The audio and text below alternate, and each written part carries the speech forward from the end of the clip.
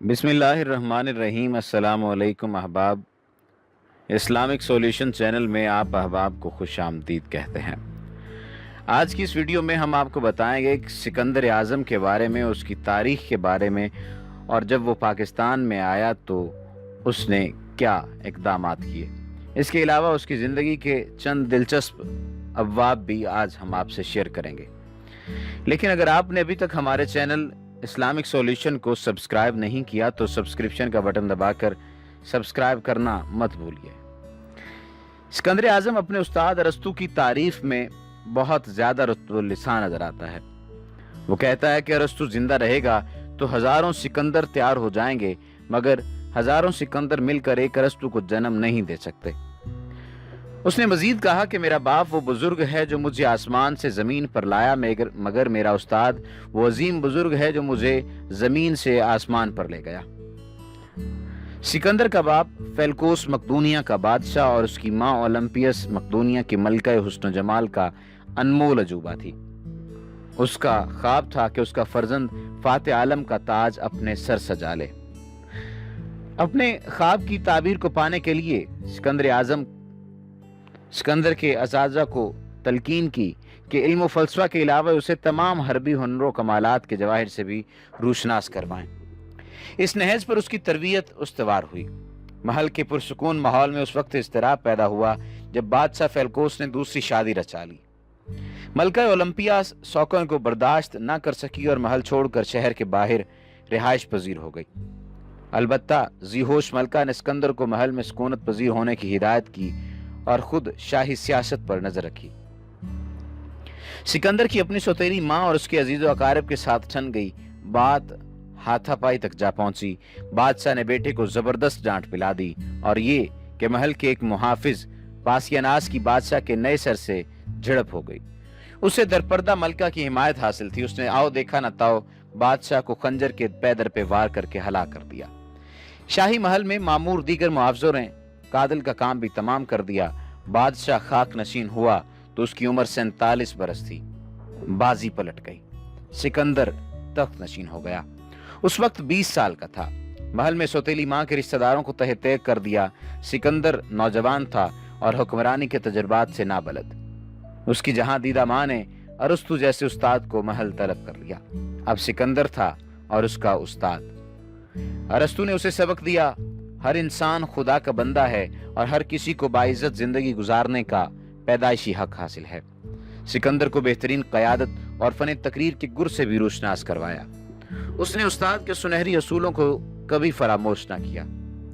मकदूनिया की गर्दोनवा में छोटी बड़ी रियासतों में बगावतें फूट पड़ी।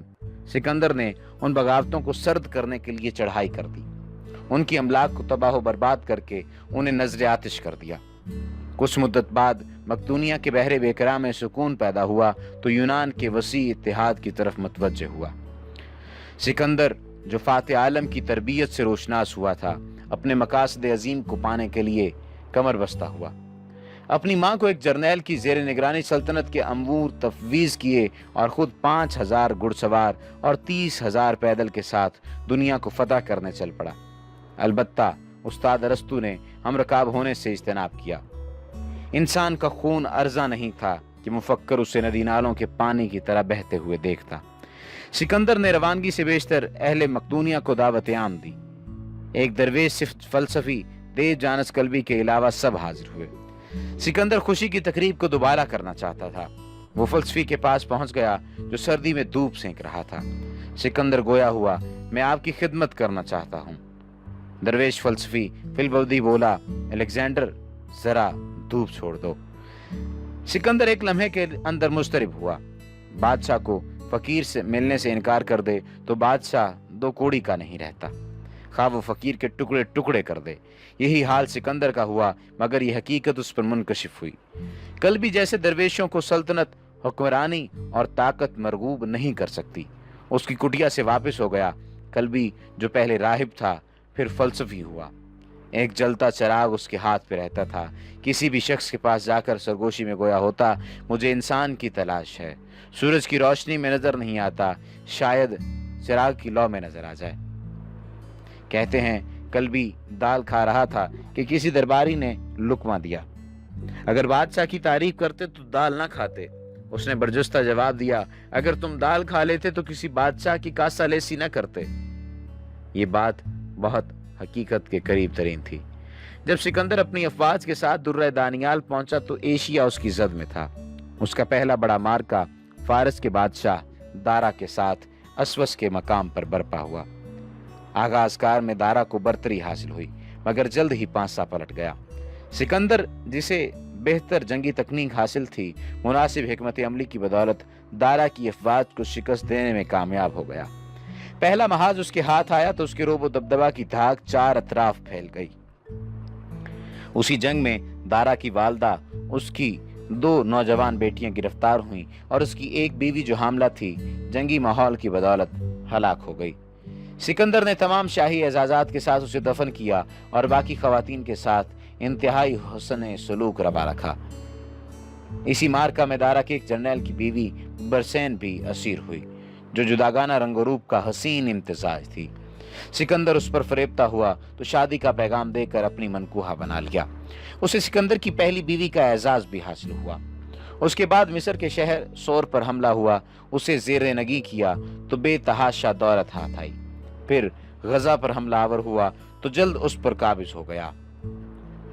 قسمت کی دیوی اس پر مہربان تھی، جدھر جاتا فتح اس کے قدم چوم لیتی۔ مصر کو فتح کرنے کے بعد دریائے نیل کے مغربی کنارے پر ایک نیا شہر تعمیر کیا جو اس کے نام پر اسکندریہ مشہور ہوا۔ وہاں ایک بڑا کتب خانہ اور عجائب گھر بھی تعمیر کروایا۔ سکندر کے تعمیر کردہ شہروں میں ہرات، کابل، غزنی کے شہر اور ہندوستان میں پٹالہ اسی سے منسوب ہیں۔ اسی کی مسلسل فتوحات نے دارا کو مجبور کیا اور اس نے سکندر کو صلح کا پیغام بھیجا کہ وہ اپنی دختر نیک اختر استاتیرا اس کے عقد میں دے گا اور بیش بہا قیمتی خزانوں سے بھی مالا مال کر دے گا۔ لیکن سکندر نے اس کی خوبصورت پیشکش کو ٹھکرا دیا۔ سکندر کی پیش قدمی جاری رہی اور بادشاہ فارس کے ساتھ دوسرا مارکا میسنوا کے کھنڈرات میں برپا ہوا۔ دارا کی افواج 10 لاکھ تھی، مگر فتح بندی کے جذبوں سے نہ آشنا۔ میدان جنگ میں جذبے مفقود ہوں تو کثیر سپاہ بھی کھنڈرات میں تبدیل ہو جایا کرتی ہے اور حشرات الارض بن جاتی ہیں۔ ادھر سکندر کے بارے میں افواہیں گردش کر رہی تھیں کہ اسے دیوتاؤں اور دیویوں کی آشیرواد حاصل ہے۔ ان الوہی افواہوں نے اس کی قوت کو دو چند کر دیا، حالانکہ سکندر خود ان توہمات کا قائل نہ تھا۔ وہ تو اپنی قوت قاہرہ پر نازاں تھا۔ فارس کا بادشاہ 10 لاکھ کا اجتماع کرنے میں تو کامیاب رہا، مگر ان میں حوصلے پیدا نہ کر سکا۔ سکندر کے ماتھے پر ایک بار پھر کامیابی کا جھومر سج گیا۔ اس کے بعد سکندر شوش، جس میں زرتشت مذہب کے پیروکار آتش گدوں کو جلائے بیٹھے تھے، پر بھی قابض ہو گیا۔ 1 کروڑ 10 لاکھ پاؤنڈ اس کے ہاتھ لگے۔ اس کی اگلی منزل پر سیپولس، جس کا موجودہ نام شیراز ہے، جو فارس کا دروازہ بھی کہلاتا تھا، اس کا ہدف تھا۔ اس کے گرد و نواح میں ایرانی فوج اپنے خیموں میں محو خرام تھی کہ سکندر کے لشکر نے ان کو جا لیا۔ ایرانی فوج کے اندر بگدڑ مچی تو راہ فرار اختیار کی۔ ایک بار پھر بیش بہا قیمتی خزانے ہاتھ آئے، جو شوش کے خزانوں سے بھی 3 گنا زائد تھے۔ اسی مقام پر سکندر ایران کے عظیم بادشاہ سارس کی مرقد پر گیا اور انتہائی کبیدہ خاطر ہوا کہ عظیم الشان سلطنت کا حکمران مٹی کی چادر اوڑے سو رہا تھا۔ ادھر دارا بادشاہ فرار ہو گیا۔ دارا بادشاہ فرار کیا ہوا؟ وہ اکبانٹا میں شہر میں جا کر چھپ گیا، جو آج کل ہمدان کہلاتا ہے۔ سکندر کی فوجیں اکبٹانا میں داخل ہوئیں تو دارا وہاں سے بھی کوچ کر گیا۔ سکندر نے بغیر توقف کے اس کا پیچھا کیا، جلد ہی اسے ریگستانی علاقے میں جا لیا۔ دارا کے جرنیل بسوس نے بھاگنے پر اصرار کیا تو مزمحل بادشاہ فرار سے انکار ہو گیا۔ بسوس آپے سے باہر ہوا تو خنجر کے پیدر پہ وار کر کے دارا کو ہمیشہ کی نیند سلا دیا۔ سکندر جائے مقتل پر پہنچا تو شہنشاہ فارس کی لاش بے یار و مددگار بیل گاڑی میں پڑی تھی۔ سکندر نے اپنی سفید چادر اتار کر دارا کے اوپر ڈال دی۔ تمام شاہی رسومات کے ہمراہ دارا کو دفنایا گیا، جس میں اس کی والدہ، بیٹیوں اور بیویوں نے شرکت کی۔ فارس 327 قبل مسیح میں مفتوح ہوا تو وسیع البنیاد کیانی سلطنت کا بھی خاتمہ ہوا۔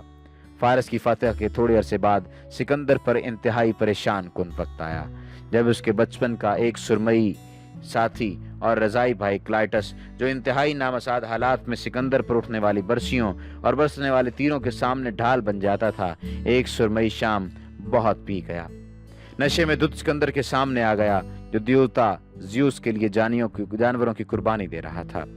क्लाइटस ने जाम जोर से जमीन पर पटक दिया और कुर्बानी गुस्से में बोला, तुम्हारी कुर्बानियां इंसानों के बहाए हुए खून का मुआवजा नहीं बन सकती। देवता तुमसे खुश नहीं हो सकते। तुम और तुम्हारी सिपाह खून आश्याम भेड़िए हो। इंसान सच सुनने का रवादार नहीं होता। सामने वाला हुक्मरान हो तो सच्चाई को अपनी रुसवाई समझता है। सिकंदर इस जज्बाती लम्हे पर काबू न पा सका और फाते दोस्ती के इम्तिहान में मफ्तू हो गया। करीब खड़े सिपाही की बरसी पर हाथ डाला और अगले लम्हे क्लाइटस के सीने से खून का फुआरा बुलंद हुआ और तड़पते हुए दम तोड़ दिया। उसके बाद सिकंदर निढाल हो गया। बचपन से जवानी तक की रफाकतें और मार के सताने लगे। पहली बार अपनी अजियतों का शिकार हुआ। हजारों लाशों के दरमियान जिसने संस्कारी न भरी थी, आज उसकी आंखें पानी छोड़ रही थीं। इस मंजर से पूरा लश्कर भी सोगवार हो गया। उसे खाने पीने का होश न रहा। 3 दिन के बाद उसके 2 जर्नैल अरेस्टांडर और अंगस्तार सर उसके खेमे में दाखिल हुए तो सिकंदर लागर हो चुका था। उसकी मुसलसल रोती आंखें सुर्ख हो चुकी थीं। उसने तसल्ली और तशवी देते हुए कहा, क्लाइटस की मौत उसके इरादे से नहीं बल्कि देवताओं की मर्जी से अंजाम पजीर हुई है, क्योंकि देवता जो चाहते हैं कर गुजरते हैं और देवता किसी की ख्वाहिश के एहतराम में अपने इरादों को नहीं बदलते।